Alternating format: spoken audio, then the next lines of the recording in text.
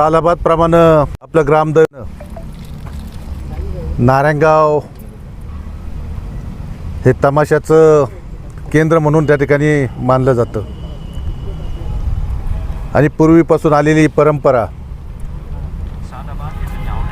आणि ह्या नारायणगावचं ज्यांनी नाव दिल्लीच्या तख्तावर नेलं तेव्हा आपल्या गावच्या सुकन्या विठाबाई आणि जी परंपरा चालत आली की मुक्ताईच्या यात्रेच्या निमित्तानं तमाशा कलावंतांना कुठंतरी केंद्र असावं म्हणून नारायणगाव हे केंद्र आणि एक 2-3 महिने अगोदर त्यांच्या या ठिकाणी रावट्या पडल्या जातात आणि इथून त्यांचं खऱ्या अर्थानं बुकिंगचं काम या ठिकाणी होतं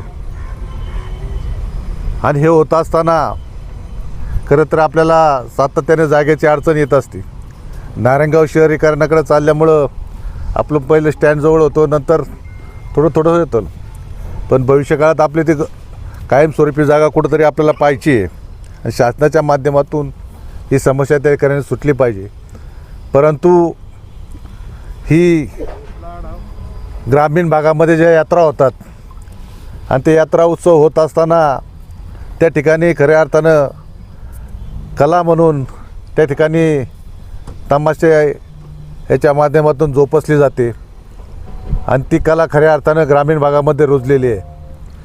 अलीकडच्या काळामध्ये सगळ्या मीडियानी म्हणजे जे काही त्यांनी जागा घेतली, आपलं महत्त्व थोडंसं जरी कमी होत चाललं असं, परंतु आता मी पप्पूला विचारलं, रावट्या वाढत आहेत आणि अजून ग्रामीण भागामध्ये हे कधी संपणार नाही.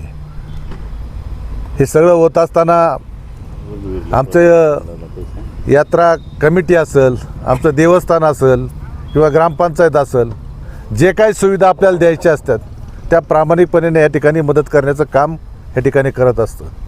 ज्या काय अडचणी असतील त्या ठिकाणी, एवढंच नाही तर तुमची आपसापसातली भांडणं असतील ते सुद्धा ग्रामस्थ या ठिकाणी सोडवण्याचं काम करतात. पण माझं म्हणणं आहे, भांडणं काही करू नका. सर्वांना रावठ्याला हीच मला जागा पाहिजे, तीच मला जागा पाहिजे हे काही करू नका. जी काय आता जागा आहे मला वाटतं भरपूर आहे, सगळ्यांना जागा त्या ठिकाणी होईल. थोडंसं रस्त्याला मागच्या वेळेस तुम्ही जी अडचण केली ते करू नका, थोडीशी जागा पाठीमागं हे करून घ्या. नक्कीच आपल्या जे काही समस्या असतील, अडचणी असतील त्यामध्ये ग्रामपंचायत सगळं तुम्हाला त्या ठिकाणी देण्याचं काम करते, देवस्थान त्या ठिकाणी करण्याचं काम करते. कुठली अडचण आपल्याला या ठिकाणी येऊन देत नाही. आणि महाराष्ट्रातून ह्या ठिकाणी ज्यावेळेस तमाशे किंवा आपल्या बुकिंग करायला लोक येतात त्यांनासुद्धा सुखसुविधा देण्याचं काम आपण मंडळी त्या ठिकाणी करत असतात. माझी एवढीच म्हणते, गाव म्हणून गाव कुठेही कमी पडत नाही, देवस्थान म्हणून देवस्थान कुठेही त्या ठिकाणी कमी पडत नाही. आपल्याला ज्या सुविधा आहे, परंतु आता मला जो पप्पूमुळे सांगत होता, आम्ही गावकऱ्यांनी कोणाला यातून जा म्हटलं नाही, काही येऊ नको म्हटलं नाही, परंतु कोणी जावाची बदनामी करून जर परत असं चुकीच्या पद्धतीने तर गावाने कोणाला येतून कोणाला आकलून लावलं गावाने कधी, कोणाला कधी हे केलं का? मग ह्या सर्व गोष्टी होत असताना आपण कुठंतरी आत्मपरीक्षण केलं पाहिजे. आज तू माझ्याकडे निरोप घेऊन आला आहे, तो निरोप आम्ही ग्रामस्थ म्हणून त्या ठिकाणी त्याचा काय निर्णय घ्यायचा तो घेऊ, परंतु ते आमच्यासमोर आले पाहिजेत. त्याच्या निरोपाने आम्ही ते ॲक्सेप्ट करणार नाही. जे काय आमच्या काय चुका झाल्या तर आम्ही 10 वेळा त्यांची माफी मागू ना, पण ते आमच्या काय चुका झाल्या हे आम्हाला कळलं पाहिजे ना, बरोबर आहे ना ढेके? आणि म्हणून आम्ही एकाही कलावंताला, कारण आम्हाला माहिती आहे ह्या नारायणगावचं नाव तुम्ही मंडळींनी मोठं केले हे आम्ही कधीच विसरू शकणार नाही आणि विसरणार नाही. परंतु आपणही त्याला खऱ्या अर्थानं हे केलं पाहिजे. आमचंही नाव कुठंतरी कमी नाही, तुमच्या माध्यमातून कमी नाही झालं पाहिजे. आपल्याला त्यांना पद्मश्री मिळाला आहे. मी आपल्या सर्वांच्या वतीनं, ग्रामस्थांच्या वतीनं त्यांचं या ठिकाणी पहिल्यांदा अभिनंदन करतो. काय एक जरी आहे पण आपल्यातला एक कलावंत आहे, त्याला तो पद्मश्री मिळाला आहे.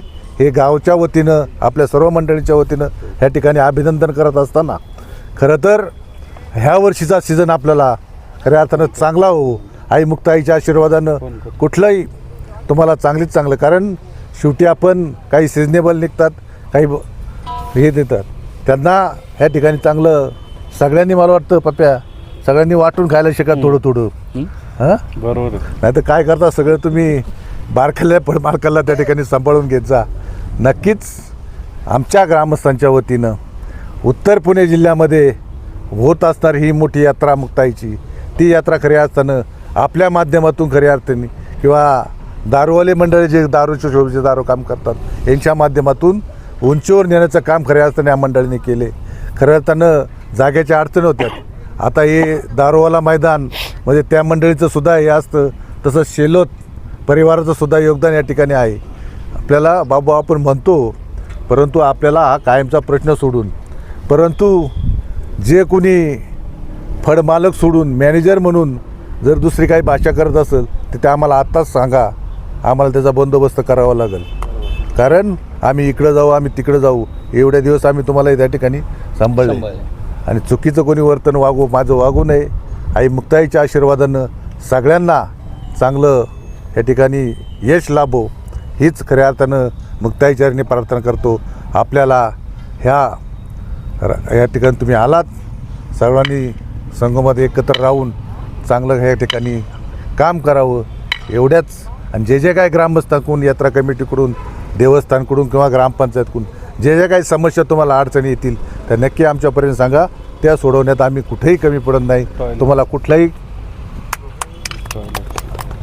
आता ते कायम स्वरूपी बांधायला आपल्याला ते पण आपण ते करू काहीतरी त्याची व्यवस्था. तर नेहमीचाच प्रश्न असतो. आपण आता ते शिवजयंती झाली का एकदा तर शिवजयंती झाल्यानंतर जुन्नरचे ते मोकळं होईल एक गाडी. आपण शिवशी ते पत्रवित सगळ्यांना जातात पण आमच्या तारखेला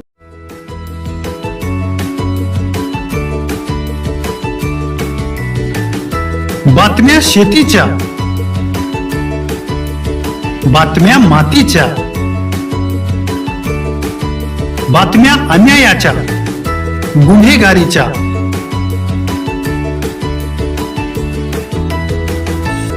राजकारणाच्या आणि समाजकारणाच्या,